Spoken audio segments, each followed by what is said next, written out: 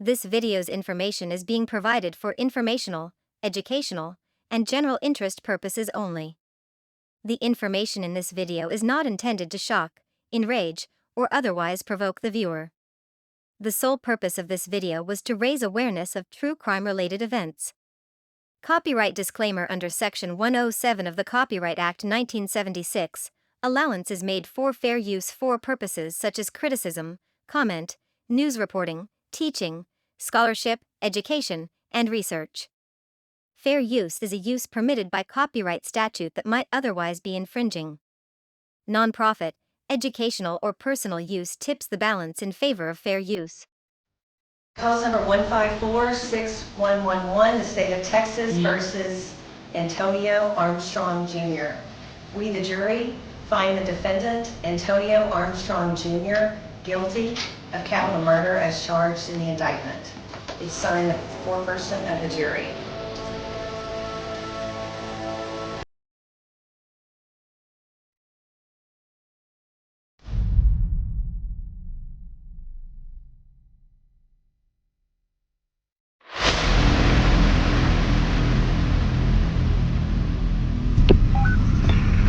What's your emergency?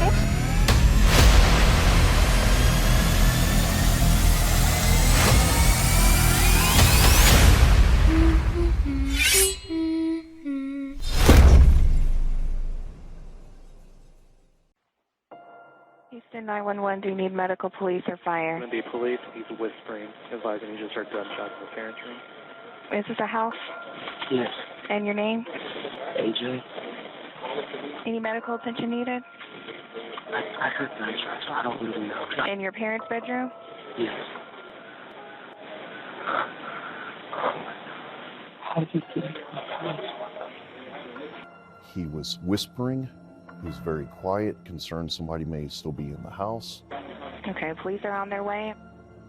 My daughter Olivia got the phone call. She said we had to go to Antonio and Don's home, that there were shots. When AJ called, I could hear it in his voice. He was afraid, he was hysterical. He said there's been some gunshots and, somebody was here. They were in the house. I didn't know what to think. The police immediately go through the house to secure the house and make sure there's no one else in the house. As they are going through the house, they're not sure what they have. Someone could be jumping out at any moment. The officers found out very quickly that they showed up to a house that was locked. The windows are all closed, the blinds are all down, the locks are all in place, and there's no forced entry. Dawn and Antonio are upstairs in their bed, and when the police went in there and the paramedics, they believed that Dawn had been shot twice in the head and was deceased, and Antonio had been shot once in the head and he was alive but in critical condition. They had pillows over the tops of their heads. It appears that they were placed on after the fact. What's kind of odd, I don't know why you would shoot someone and then place pillows over their head. Antonio. Yes, sir. How are you? I'm doing good. I'm doing good, considering the circumstances, as good as I can be, but I'm doing well. How have things been here the last few weeks? It's been definitely an adjustment, coming to a new facility, moving again and all that, getting, comfortable as possible here, meeting new people, and finally moving to population and not being isolated like I have been pretty much this whole time. So it's just been another adjustment, but it's going well so far. How was that, just kind of being by yourself until you were moved in Gen Pop? Honestly, even from juvenile days till now, I've always been in a cell for practically 23 hours a day, really 24 hours a day. So being by myself is something I've kind of become used to. It doesn't really bother me, but getting a cellie for the first time and that whole experience, it was a little nerve-wracking at first because you have no idea what to expect, but God put me in a good situation, good guy, so things are going well. Why did you want to talk to us today?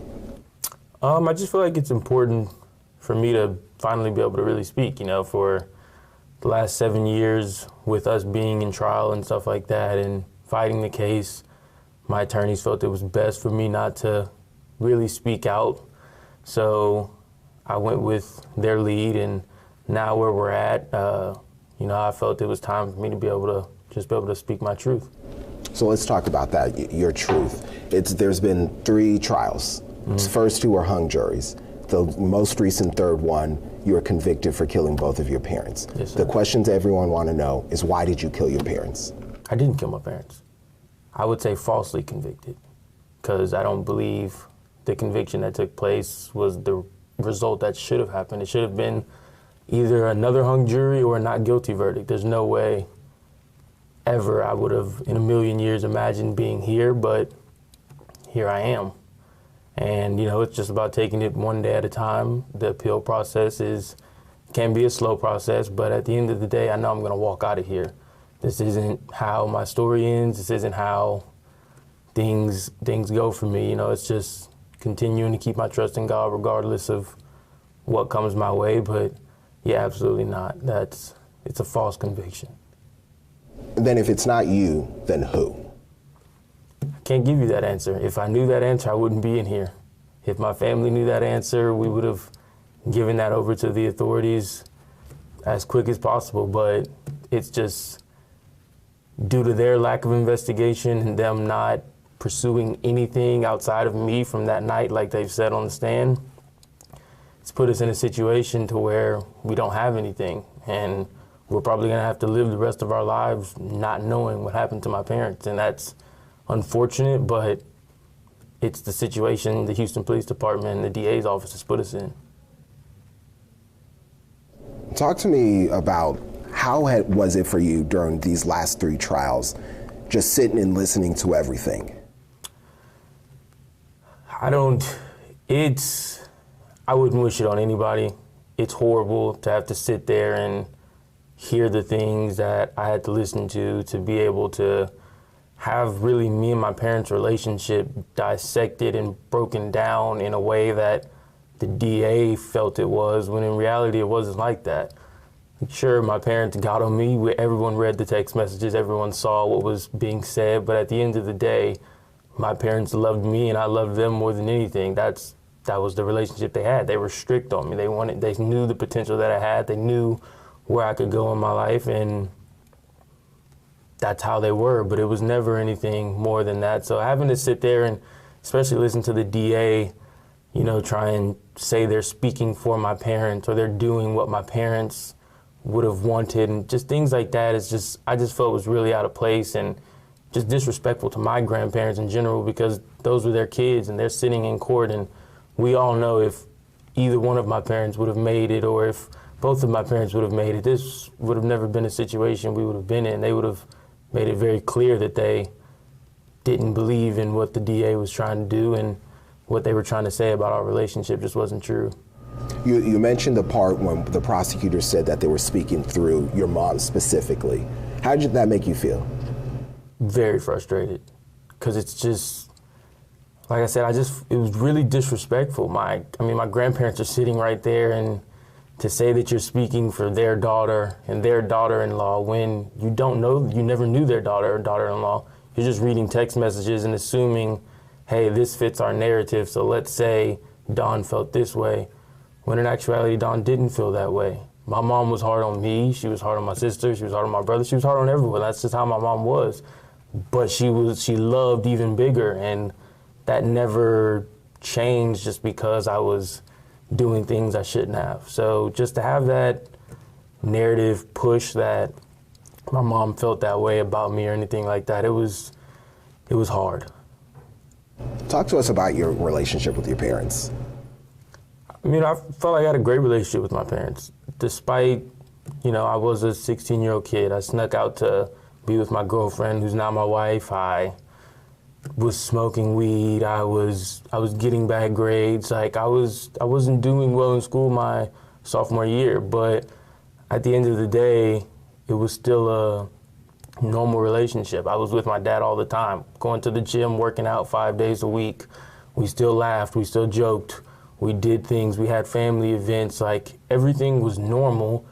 I just made some goofy kid mistakes at that age, and it was taken and blown into something that it really wasn't. And, it's hard to look back, because after going through those 3 trials and hearing all the things that they've said, it's kind of just caused my mind to almost kind of forget some of the good things because it's been pushed on me nothing but negative. And it's just, it sucks. It really does. But at the end of the day, I know how my parents felt about me, and I know how I felt about them.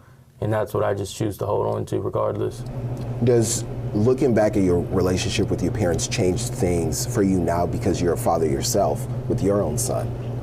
Definitely. I told my family all the time, like with having Hendrix for just 2 years, now he's 3, it's like I see so much of understanding what parenting is like from my parents' perspective. I see how the things my dad tried to instill in me at a very young age, why it was so important. And I see a lot of myself in my son. So it's like, I can see why my parents were the way they were with me and things like that. But it's being a parent's a blessing. I absolutely love it, and I'm grateful that I had the time with my parents and they were the great parents that they were, and they instilled so much in me in those 16 years that I feel like I've prepared to be a father even at a young age. But, it's just, I definitely see why my parents were the way they were, but I'm grateful for it, When's the last time you saw Kate, like face to face here?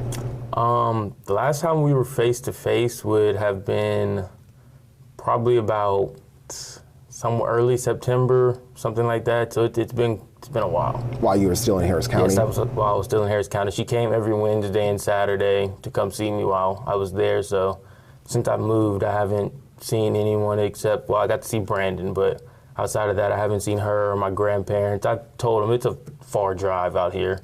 And then flights and things like that, they can be expensive. So I was like, you guys just hold off, we'll figure this out, and hopefully we can get me moved back closer. So we'll see how that plays out.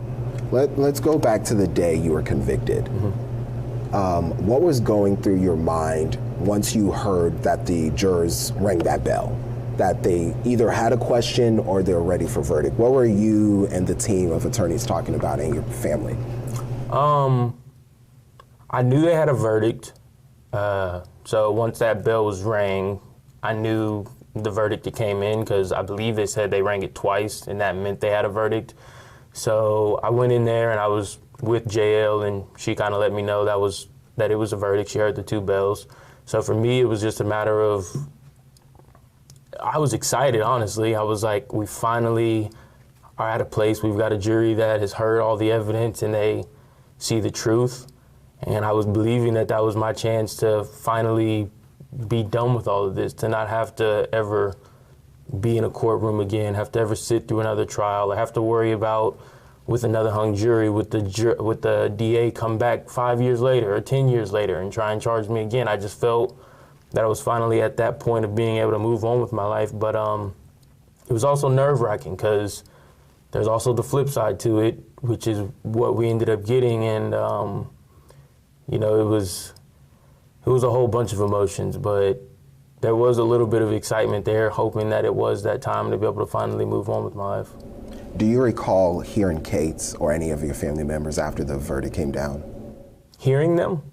I turned around immediately when I was walking out to look at her because I just wanted her to know it's gonna be okay. Like, I love you.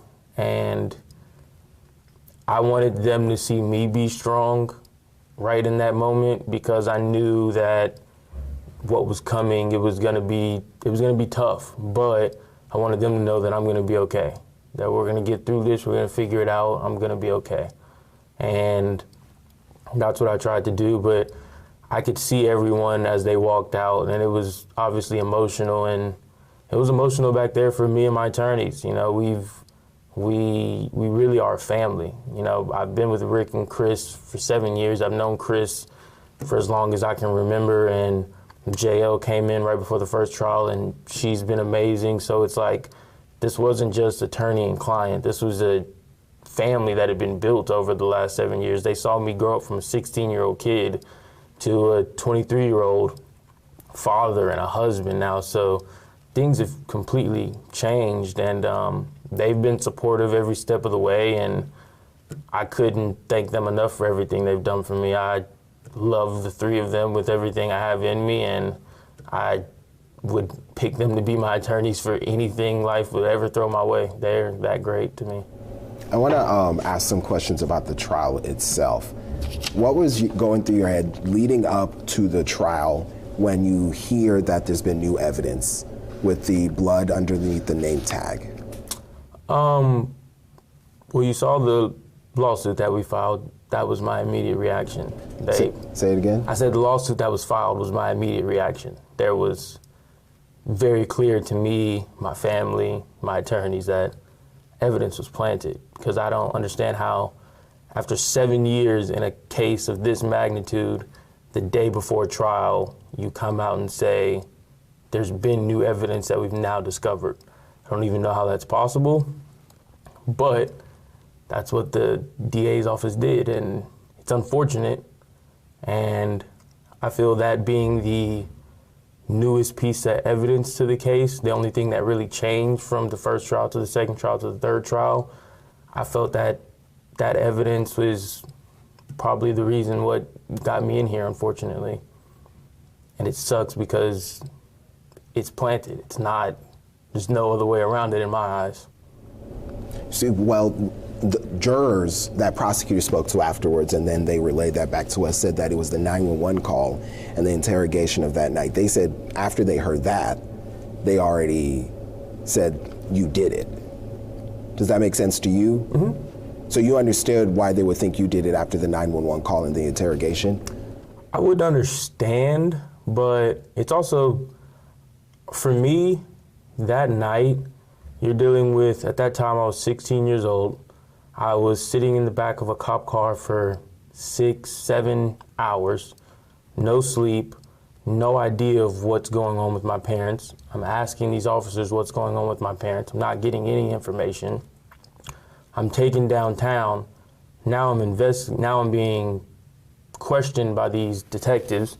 And for me, yes, there were things that were said that might have looked like I was trying to lie or cover something up, but at the end of the day, I was a 16-year-old kid at the time. I'm not have any experience with being investigated by police officers or know what to say, what's wrong or what's right in the moment. And if I went back and could do it all over again, I would have immediately just asked for my lawyer, because that probably would have put us in a different situation. But I don't understand it at all, how the statement or the 911 call led to a guilty verdict, but that's what the jurors decided, and I don't hold any ill will towards them. That's what they felt after reading the case. That's how these things work, so. You said if you could redo it again after or while being interrogated, you would have immediately just stopped talking, asking for your attorney. Why didn't you do that? I was trying to help. In my eyes at that time, I thought I was helping, giving the information that I felt would be able to best help just answering the questions that they had for me, honestly.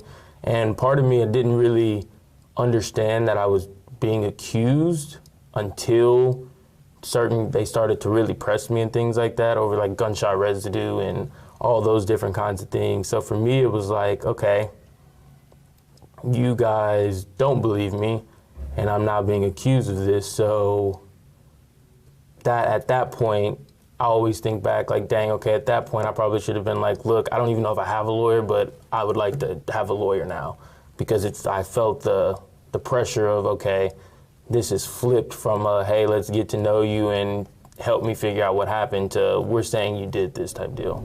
There was something during the interrogation call that comes out to us that days leading up to the murders, mm-hmm. that you shot a gun through the floor. Just talk to us through that. What happened there? And you told investigators that you were doing it for a friend, to show off to a friend.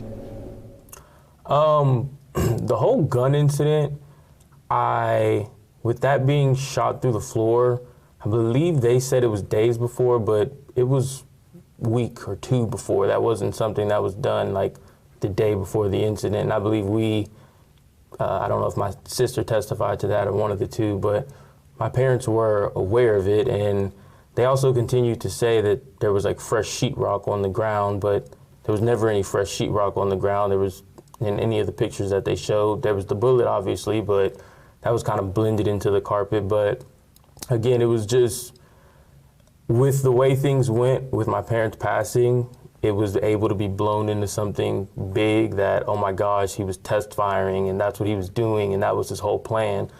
When in reality, it was just a 16-year-old kid playing around with a gun. Like we hear those stories a lot nowadays and a lot of them have unfortunate outcomes, but for me, it was just me being a kid. I didn't really think anything into it, just playing with a gun, so. Who was the friend that you were there with? I'm not gonna tell you that, Rowan. But do you think that friend could help you? Say, yes, I was there with them at that day. We did this not days before, but weeks beforehand.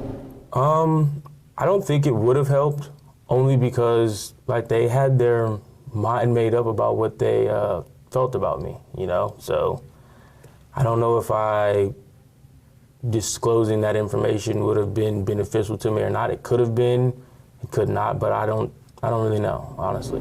Do you want that person to come forward and say, hey, I was with him that day? No, not really.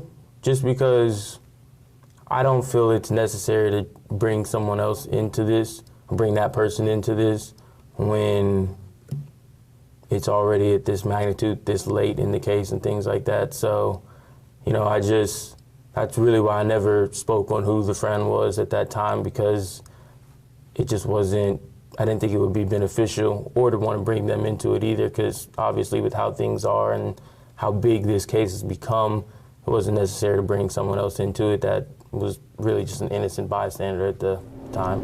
But you're still saying someone else was there with you? Oh yeah, that was never a lie. The things that were lies were very clear throughout the statement that they felt was a lie, but that was never a lie. What were those things that you think were clearly lies? About how I hadn't touched the gun. You know, that was clearly at one point I said that I hadn't touched the gun in forever. And that goes back to my whole point of, at first I felt the interview was going one way. And then at that point when I realized, oh snap, they are really trying to accuse me of this, the nerves hit and I just I lied for no reason, and I hate that I did that because it put me in a situation of, look, we have this pattern of him continuing to lie, but I don't feel that,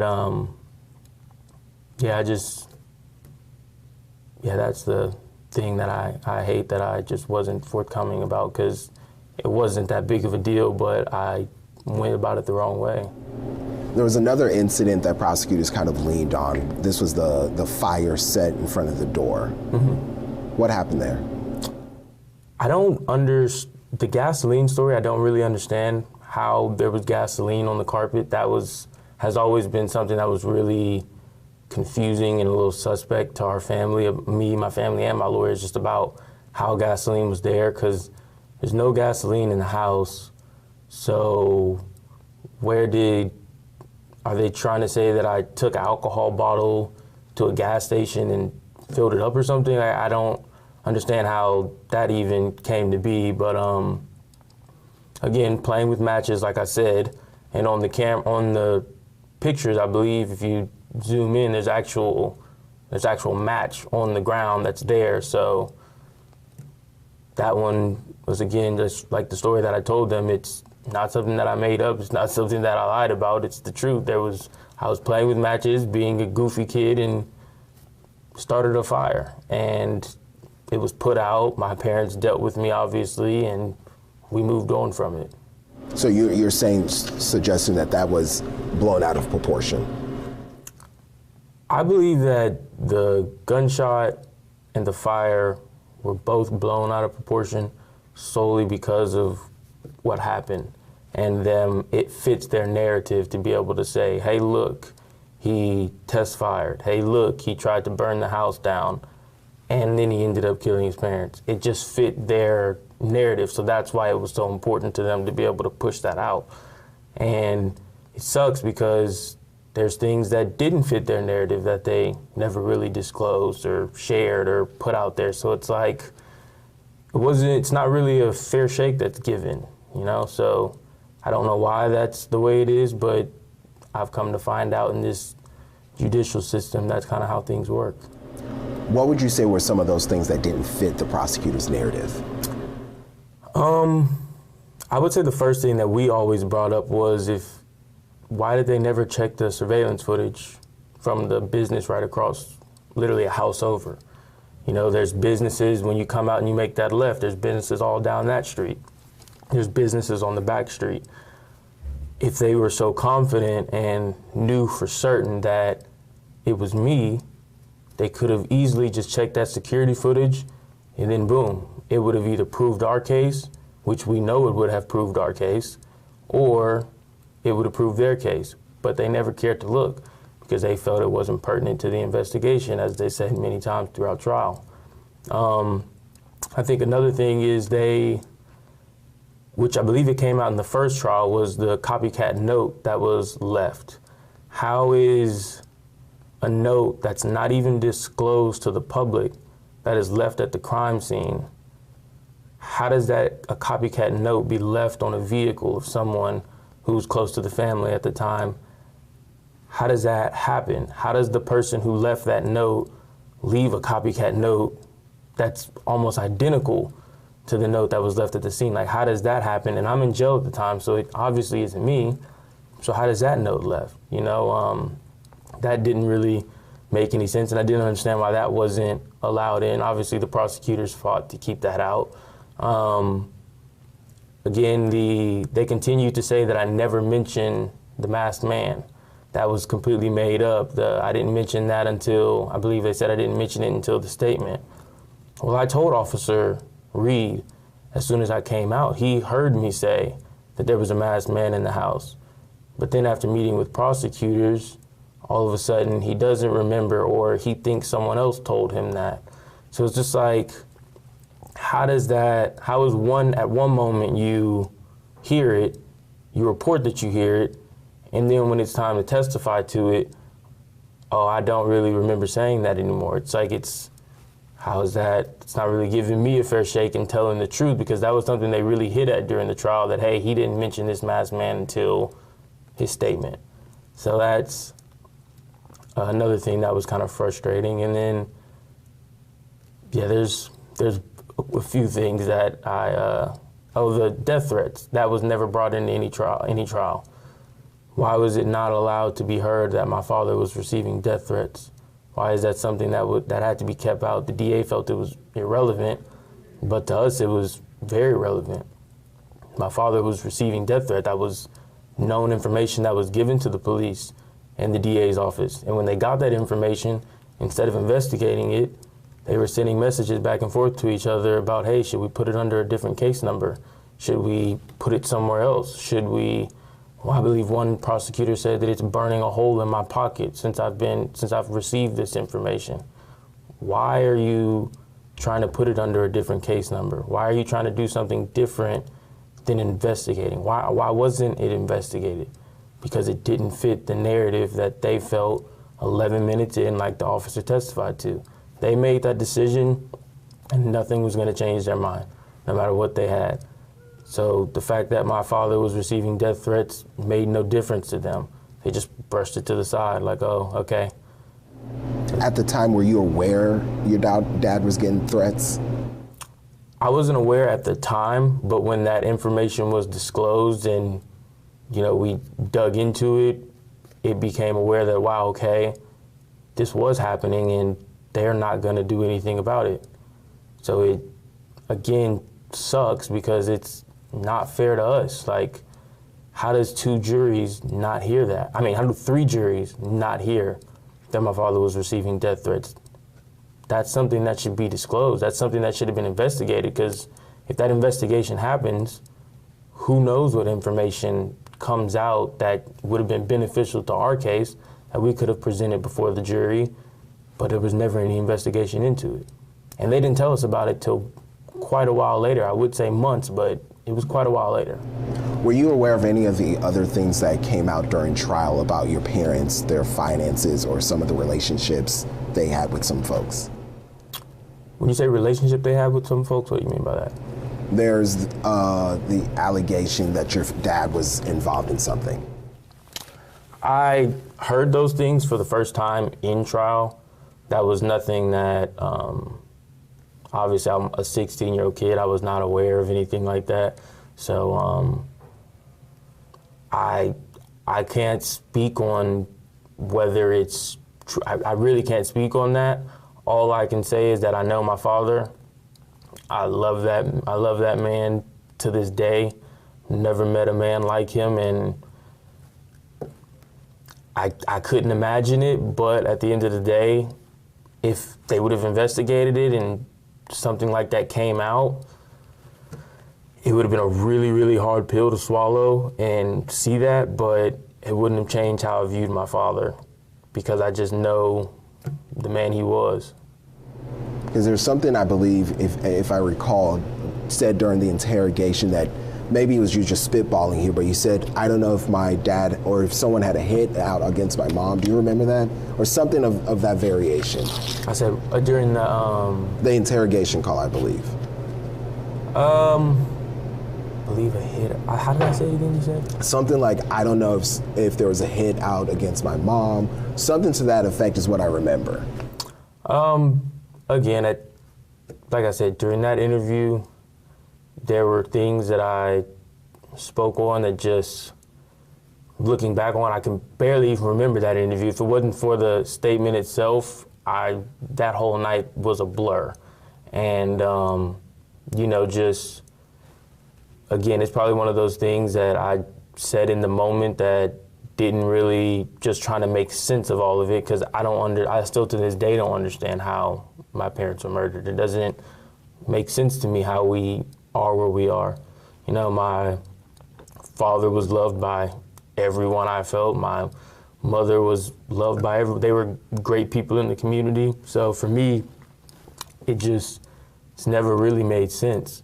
And I guess at that point it was 16-year-old me trying to make sense of it. But, it was obviously, that's another thing that they took and they blew it out of proportion again and made it to seem like, hey, he's lying or he's doing this, when I don't think any 16-year-old kid who loses their parents is going to be interrogated by police officers 7 hours later and is going to make sense of what they're saying. They're probably going to be all over the place. I feel like that was really lost in all of it, is no one knows how a 16-year-old is going to react, but everyone's telling me how a 16-year-old should react. I should have been more emotional. I should have been doing this or doing that, when you don't really know what you're going to do in that moment, because not many people, I don't know many people who have been in that situation before, but it's, that was always tough. Them, kind of really judging the way my character was and how I should have acted or shouldn't have acted. How did you feel when your attorneys were suggesting that your brother might have committed these crimes? I love my brother more than anything. Best big brother you could ever ask for. But from the time he came back from college till about 2 years ago, there was genuine fear of him because of how bad he had gotten with his issues. And I didn't even allow my son to be around my brother, because there was that level of not knowing what he would do, how he would act, or what was going on. So for me, I had no idea. As much as I never wanted to, I didn't believe it could be that. I was also like, that's not Josh.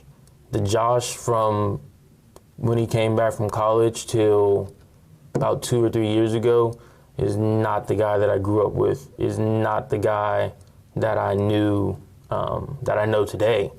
That wasn't Josh. So for me, it wasn't looking at him, the person. It was looking at, okay, that disease that he was dealing with, the things that he said, the things that he did at that time. It was scary. So to take the leap to say, okay, maybe when he was really going through it and the things that were going on with my parents, it could have been Josh. But, you know, I know my brother, and I separate the two. I really do separate what he is now and before college versus that, I guess, that like 5-year period. Those are two completely different people. But I know how, like I said, I know my brother. I know how great of a person he is. We talk throughout this entire process. He's been supportive throughout the entire process. We talk to this day. He checks up on me, you know. It's not what the prosecutors and some of their witnesses tried to make it out to be with my brother. As a matter of fact, Josh is doing great today.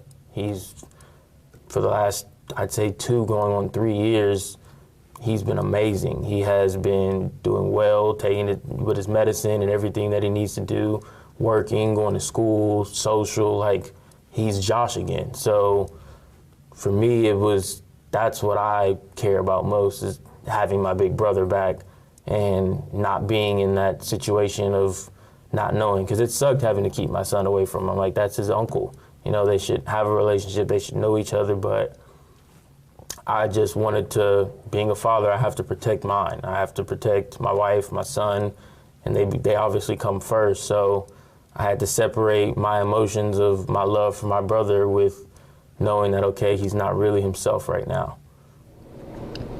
What do you want to say to your family? Oh, I love them. I have the best family in the world. There's nobody like my family.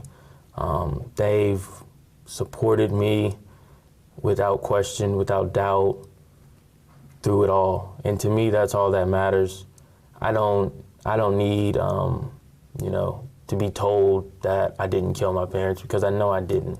My family knows I didn't, and they support me. And that's all that matters to me. I have the best wife in the world, the best in-laws, the fact that, you know, at 15, 16 years old, I'm hit with the case that I'm hit with, and they didn't even blink an eye. They've supported me every day. They've been at every hearing, been at every trial. I have people that love me, and I know how genuine their love is, and a lot of people don't have that, and I've learned that through being through this process. There's a lot of people that don't have that family support, that don't have the people that look after them and care for them the way my family does, and I'm forever grateful for it, you know, and we're not gonna stop fighting. You know, like I said earlier, this isn't how this story ends, and however long it takes, whatever the process that we have to go through to get me back home, we're gonna do that, and we're gonna make it happen. And it's as simple as that. Because you all are still appealing. Like, that's still the fact. You're still moving forward with everything you need to do there. Yes, sir. People will say, if you didn't kill your parents, then who did? Do you have an idea who might have? I feel that answer probably lied within those death threats that my father was receiving. And whatever was going on, the answer was probably behind that door, but the DA shut it. To this day, I don't understand how they did that. Like I was saying earlier, how are you, when we found out and we went before the judge and she said they had to come off of their messages and things like that, how are you guys messaging back and forth about hiding this? Like, you didn't want this to come out. You didn't tell us till much later. So it's like, you knew something was there, but you chose to ignore it, essentially. You chose to not tell the public. You chose to not bring this before a jury. And they fought before every single trial. That was something that came up about how they did not want that to come in because they felt it wasn't relevant. I don't understand to this day how it's not relevant that my father was receiving death threats. Why can't a jury hear that? Why was no jury allowed to sit there and listen to those facts? And better yet, why was it never investigated? I just feel that shows even more. They made up their mind and they refused to change their mind. No matter what came before them, no matter what was presented. The things I mentioned earlier, I didn't even mention the burglary at the gym. Someone matching the exact description that I gave to the police. mask over the face, everything. Matched the exact same description. Breaks into my father's gym. They've never had a break-in before, never had issues. But now there's a break-in afterwards. Walking around, searching for things. It's not like they broke in and like, hey, let's just go grab the cash register and run out of here. No, they're walking throughout the gym. They're looking for things. So again, why is that not relevant? Why is that not shown to a jury? There's multiple things that we feel was just kept from juries because they felt, hey, it's not relevant. But why? There's no answer for why it's not relevant. How did you feel during the third trial when prosecutors brought in the mannequins, the props to create the bed, the props to create the stairs? Because that was also different from the first two trials. I'll start with the stairs. Anyone that's been to my house, their description of the stairs and how you have to come down a certain ways to be able to see, it's just not accurate. You don't have to walk all the way down. From my third story, you probably could have walked down 2 or 3 steps and peeked your head and been able to see the door. It's not hard at all. But again, they have to make the narrative of, hey, no, you have to do this, this, and you gotta he had to come all the way down. Because they wanted to make it seem like, hey, he had to walk all the way down and see this person, and that person saw him, so therefore he has to be lying. When that's not the case. You only have to walk a few steps down. So I didn't agree with the way they presented the stairs. So you're saying in that case, if you are coming down the stairs of the home, there's a way for you to see the person you said who did this without them seeing you back? Yeah, there's a wall, like they showed that wall that they were trying to present throughout trial. If I'm walking, I don't want to be too specific with the number of steps and, but I'll just say like 3 or 4 steps. I believe they said I had to come down more than that. But if I come down just quite a few steps and I peep my head over, you can see out the creak of that. I mean, you can see right past that wall, right to where the door is. So there's a way to see and not be seen. So I felt the fact that they presented that as if there was no way I could have seen them and they didn't see me was just false. And with the mannequins and the bed, I just felt that was their way of trying to explain the planted evidence, because it doesn't make sense that Miss Rossi would say that, one, I was in the room, which is false. I never went in the room. Secondly, to say that I went and put pillows over their heads, and in putting the pillows over their head, I believe it was called expiration, she was saying, was taking place. And somehow, some way, during that, 2 tiny spots of blood hit in those exact spots where the sticker was, but somehow the blood also dried in the process of that happening. And from that moment till 7 hours later, those 2 tiny spots that were dried in that exact same spot where the sticker would be put never fell off, never flaked off, despite the fact that I was touched by officers. They even said that they grabbed me and pulled me out of the door. And if I'm coming out of the door, they would grab and pull exactly where that sticker was at, or where the sticker was placed. So how would that even, I just don't, to this day, I don't understand their argument for the blood. It just never made sense to me. I feel planted evidence is the only way around it. That you can't make that make sense. And then I believe Rick even brought up a great point during trial. If you, with how big this case is and how that was a big thing for them, how do you only peel the sticker back and see blood there, and then pull the sticker back and see blood there and stop? Why don't you continue peeling? Because now if there could be a bunch of blood right there, but they just stopped. And like Rick said, it's like she knew it was already there, so she just stopped. She's like, oh, we got it. We found it. There it is. It doesn't make any sense to me. And I'll refuse to ever accept that evidence wasn't planted, because I know for a fact it was. And the fact that it was allowed in the trial, and it sucks because, like I said, there's no other way around it rather than it was planted evidence. You strongly believe that this was planted somehow. Who do you think would have planted it? I can't give you an exact person, but it will come out one day. Is this someone you believe did it? We have our strong suspicions, but with the civil case, obviously right now it's being put on hold while this is worked out, but when that time comes, it will come out what we believe took place that day. Why not share it now? Get you out of here. You say you know who might have either planted it or committed the crimes. Why not share it now? Well, I can't say I know who committed the crimes, because if I knew who committed the crimes, I would have came off that information a very long time ago. But with the planted evidence, I don't want to. The civil process is a lot different than the criminal, and the last thing I would want to do is interfere with what's going on. So I'm going to take the advisement of my lawyers and not really go into that, but I can share that I strongly believe and know that that's planted evidence.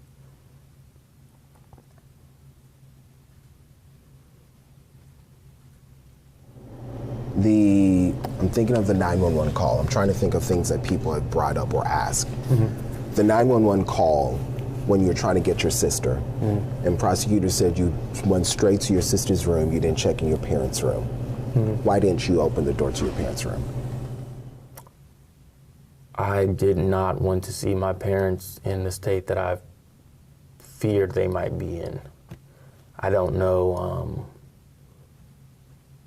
That's also why throughout trial, whenever things were showed, I always looked down. I never want to see my parents in that state.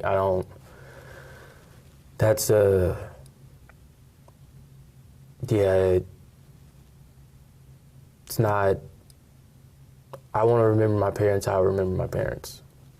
And hearing how my mom was found and where my dad was and things like that, that's not something I have any interest in ever seeing, so and again, for that to be used against me, it sucks, because who runs in that room? I don't believe anybody in my situation would have, because again, I didn't want to see my parents. What I was worried was, how they were. And my biggest focus was, I need to get my little sister out of this house, and I need to make sure she's okay. And we will find out let the police come in and do what they need to do and give us the information about my parents. But my sister was my biggest worry. It's my little sister. Have you spoken to your sister since? I have. I tell anybody who asks, she's had it harder than anybody. Even with me sitting in here right now, I'll never compare what she's had to go through to what I've gone through. She was 12 years old at the time. She's very strong, very, very strong. She not only lost her parents that night, but I was put in jail. My brother wasn't doing well. She's just, she's put with my grandparents, and nobody deserves that, what she had to go through. But I don't know how, but I know it's nobody but God. That girl is so strong. She graduated high school, she's going to a great university, made the dean's list. She's a rock star. There's nobody, that's a very, very special young lady, and I'm just grateful for her continuous support. She's always supported me. She's always been there for me. To this day, she stepped up. My son calls her TT, and she's always calling and checking on him. She's always in town. Every time she's in town, she's going to see him. She's there for him. So it's a blessing to have her. I'm very grateful for everything she's done, and you know, she's strong. But she's an Armstrong. How has your faith how has your faith helped you since you've been here, through all of this? My faith is the only reason why I have my head on straight.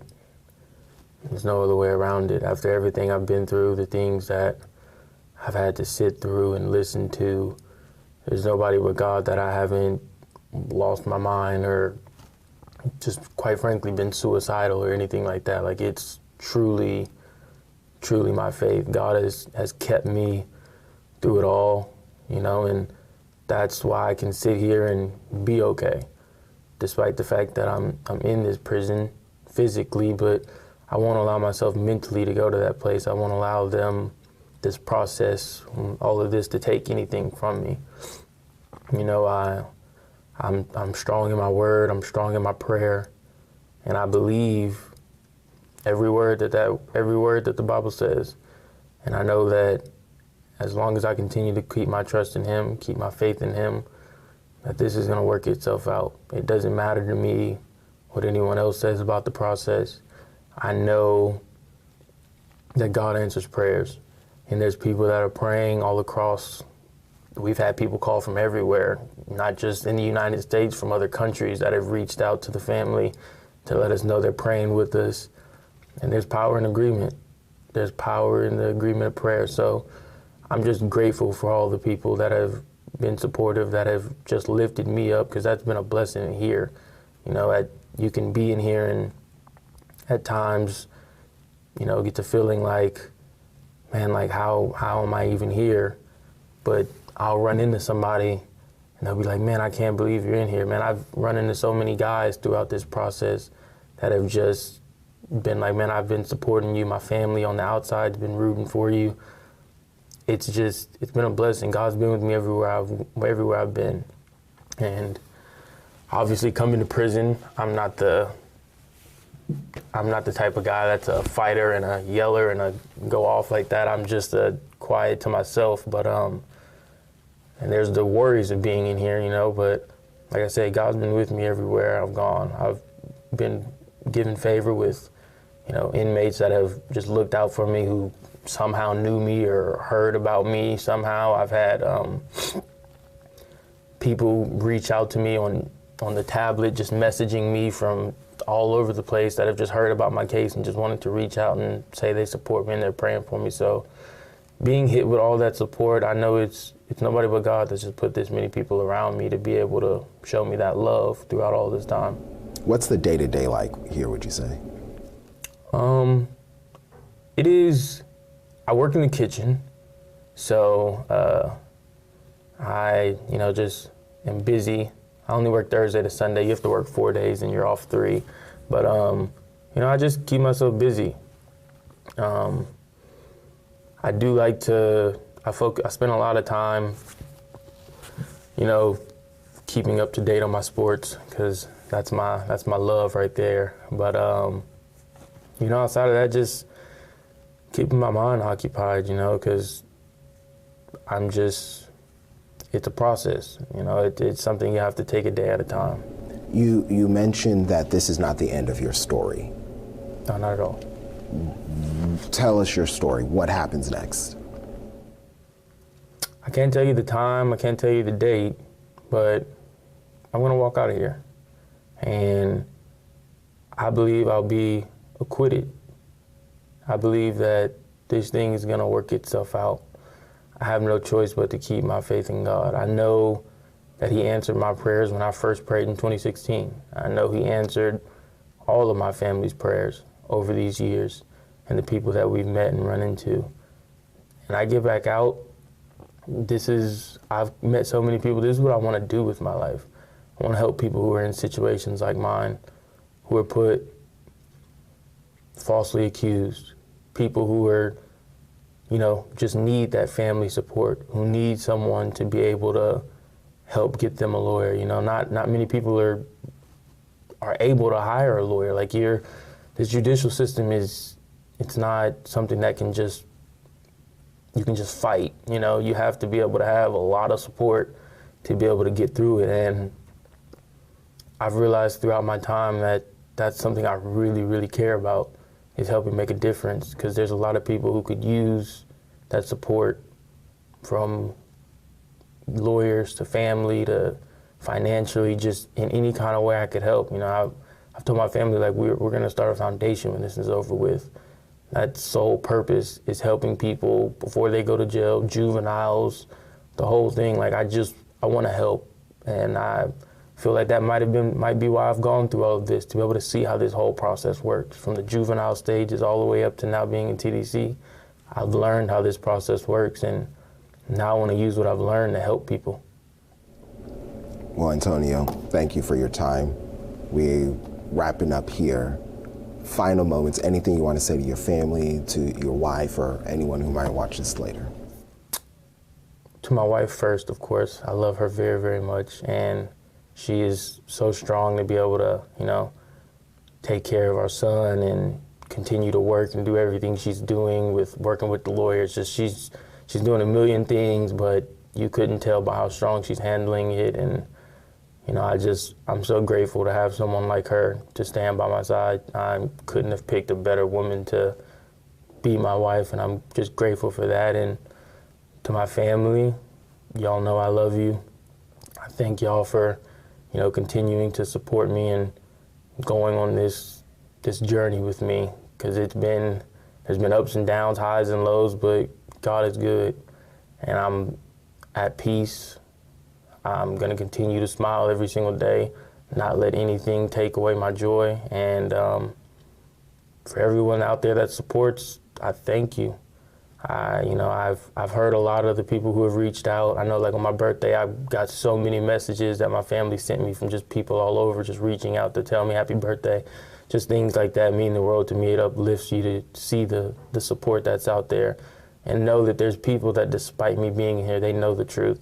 They see the truth, and the truth will come out. You know, what's done in the dark always comes to light, and the things that were done wrong, the injustice that took place, it'll come out one day. And I'm just gonna continue to trust God and keep on living my life as best I know how until that time comes.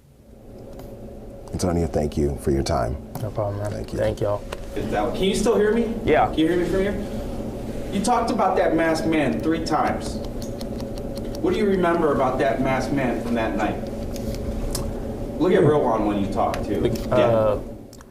About the masked man that night, pretty much the description that I gave the officers. It was a masked man, eyes, hole.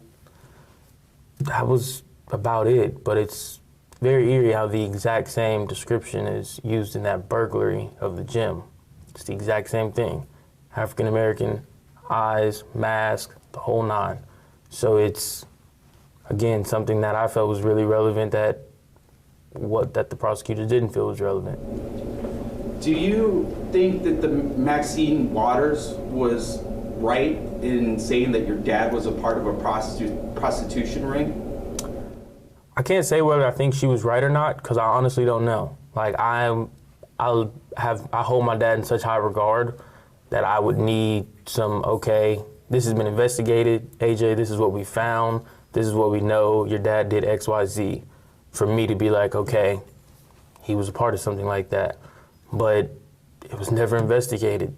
They just threw it under the rug like it doesn't matter. So, yeah. Last one for me. The alarm system was a major pivotal focus point from Ryan Trask from the second trial to the third trial. Your thoughts on the alarm system, and what do you think about it today after all of that?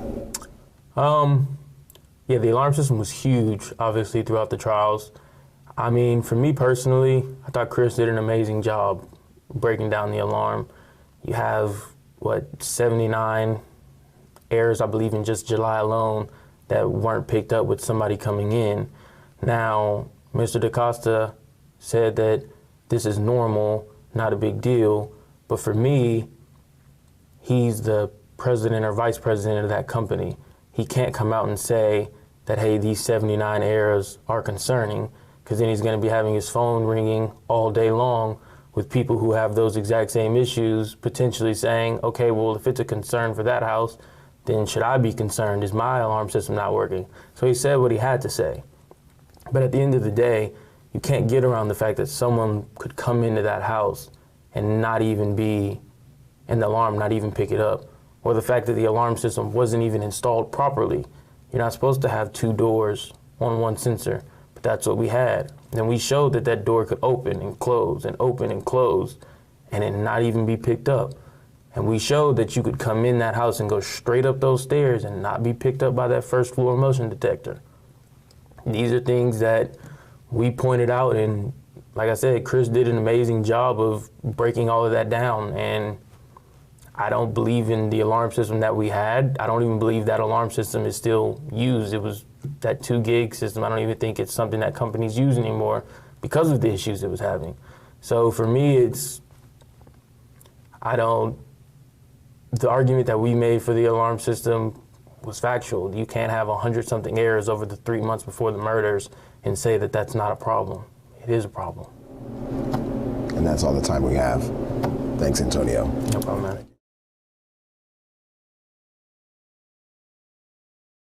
If you enjoyed this video, please subscribe, give this video a thumbs up, and press the notification bell. Additionally, you can view our playlists and most recent videos. Thank you for watching.